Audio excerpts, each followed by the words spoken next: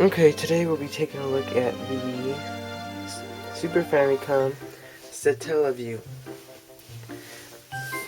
So before I go over what the Satellaview is, I'll just take a look at the system. It plugs into the bottom of the Super Famicom, much like the planned but later cancelled Super Famicom or Super Nintendo CD would have done. So here's the side, it's pretty big. Here's the back. This device is pretty cool. This right here, it's super yellow, but it still does its purpose. This was a power power adapter. As you can see, there's two power inputs. One plugs into the input in the Super Famicom, and one plugs into a DC out on the Satellaview. So what you do is you plug this in, and now you only need one power that goes to the Satellaview. However, you need a special power adapter, which looks a little bit like this. This is the Satellaview adapter, and I believe the power specifications are slightly different than that of a regular Super Famicom. But you don't even plug that into the system, you plug it into this. This is the Nintendo Satellaview AV selector. Now what you do with this is, this right here, this is like input for regular, like if you want to plug your VCR or whatever back in the day, because most TVs only had one AV input. So this is the cord that would go to your TV. And then you would use this, like I said, to plug in something else in. And then you use this input, you would plug in your you plug in your Super Famicom into here. And then let's see what else you go. You plug in this to the Satellaview. You plug this into the Satellaview. This is for the broadcast satellite, and it's all complex. But then, so basically, you plug the cable from your modem, your broadcast satellite modem thing, into here. Plug the AC into here.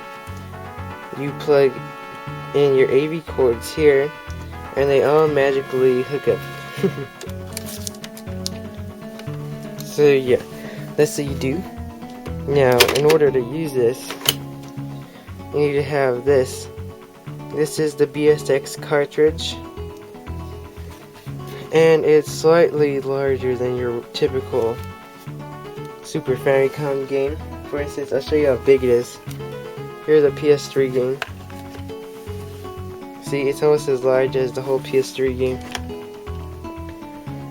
Now, in order to run the Satellaview, you need to use this. This provides you with your, you could say, the operating system. This is how you would connect to the Bsx broadcast and download games. The unit itself had some memory to download games, but usually you'd have to buy these little 8 megabit cartridges, and then you could download games into that. So yeah. So now we'll go into a brief history of the system. Okay, so the Satellaview was a satellite modem add-on for Nintendo Super Famicom system. It was released in Japan 1995, and it came in two models: a $14,000 yen model and an 18,000 yen model, which correspondingly was about $140 and $180 back in the day. Now, the only difference between the two models was that the deluxe 18,000 yen version came with an 8 megabit memory pack, which is what I was talking about earlier. Now, besides that, they both came with the Satellaview base unit, the L-shaped bracket, which I showed you, the AC adapter, AV selector, and the Bsx Cartridge, whose full name is actually Bsx, the story of the town whose name has been stolen.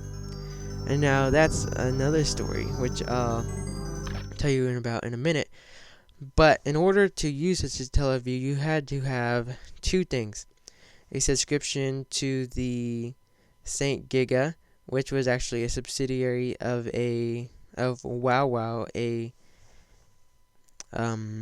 satellite radio provider, and you had to have a BS tuner from St. Giga. Okay, so now we're going to talk about the story of the town whose name has been stolen. As I mentioned earlier, this cartridge is required to use the Satellaview, as the Satellaview has no built-in, I guess you could say, operating system. So this cartridge acts as the operating system. However, it is very unique in that it's not like your typical menu-based system. The application on this cartridge is more of an interactive menu, or I guess you could almost consider it a game. So when you start up this cartridge, you would enter your name and select either a female or male avatar, and then move around a virtual town, as you could see in the footage. And there is houses and shops in the town served as download locations where the player could download games, particular game data, or digital magazines.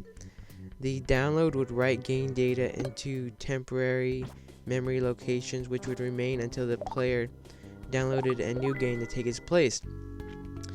Now, in order to download a bunch of stuff, you would need the 8 megabit memory unit, which would plug into the Bsx cartridge. Interestingly enough, a lot of the games that were released for the Satellaview service weren't released anywhere else, so collectors look for those memory units, and some of them have interesting games on it that are very difficult to locate.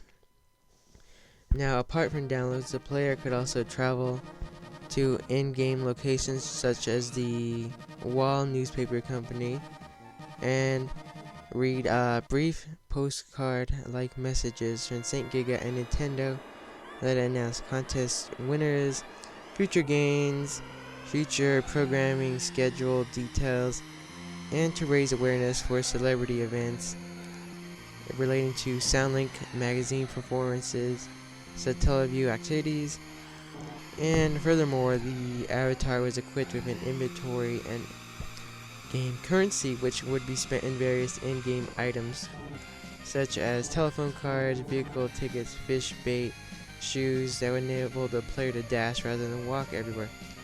While this cartridge was designed as mainly the menu system, it could also be considered a game in a sense, I guess. Okay, well, speaking of games, unlike modern consoles, in order to download these games, you had to turn on your system during certain periods of the day, known as Super Famicom Hour. During this period, you could download your games, your magazines, your data, etc. And this hour would occur every day between April 23rd, 1995 and June 30th, 2000.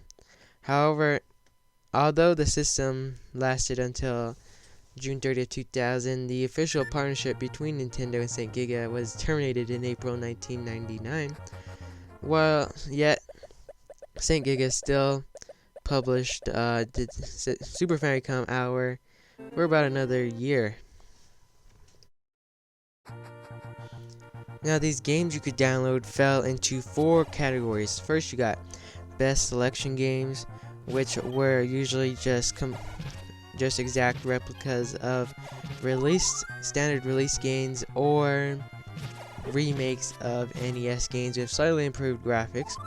Then also you had monthly event games, which were games that were like for contests and you could win prizes and stuff. Then you had BS original games.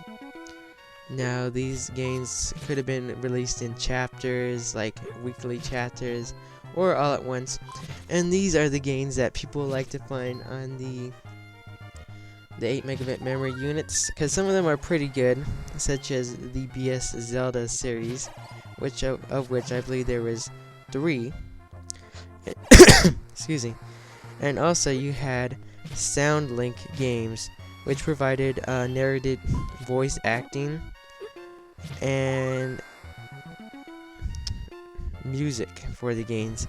However, SoundLink games can no longer be played today because the broadcasts were, as to my knowledge, never saved. The SoundLink games, however, unlike the other games, could not be played at just any time. They occurred during certain periods of time because the SoundLink came live. Now, the voice acting in these games usually could just be used to tell the story, what's going on, or give the player hints, tell the player to hurry up, that the timer is running out. Because as I said, these games took place during certain periods of time. Now, the first SoundLink game was BS Zelda. I'm not going to pronounce the other part of its name because I'll probably butcher it. And this occurred August 6, 1995. And the last SoundLink game was another Zelda, which was broadcast on May 30th, 1999. In conclusion, the Satellaview, released in 1995 by Nintendo and Saint Giga, I believe, was a pretty innovative device. It, in a way, provided DLC long before more modern consoles like the Xbox, PlayStation, and the Wii and stuff provided such services.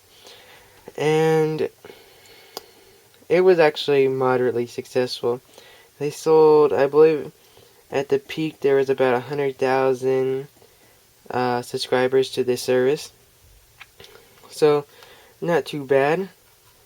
Too bad they didn't release this in the US. It probably could have been pretty successful.